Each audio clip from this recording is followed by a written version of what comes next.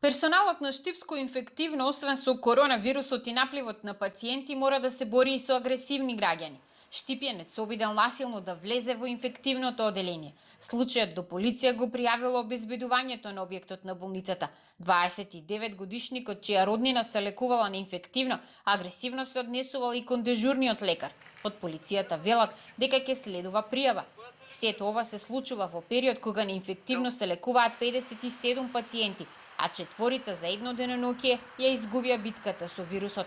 Од хоспитализираните, 20 се на кислородна подршка, а 14 се исклучително тешки случаи, што само потврдува дека есенскиот бран удира многу посилно.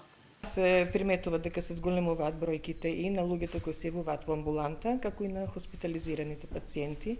За жал со малку поинаков, да речеме, поинакво засегнување дури на помладата популација. Поради тоа морам да кажам и да апелирам на луѓето и на населението да ја сватат многу сериозно болеста. До Штипската болница веќе стигнал допис од Министерството за здравство со кое се бара да се направат подготвителните активности за поставување на модуларната болница. Таму треба да има дополнителни 42 кревети. Модуларен објект ќе добие и Кочани со 30 кревети, од кои 25 ќе бидат за пациенти со полесна клиничка слика, а 5 за потешки случаи.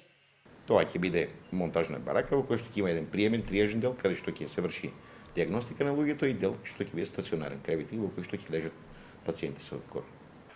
Црната статистика денес околу Пладне ја бележи и смртта на заменик на родниот првобранител за Штип.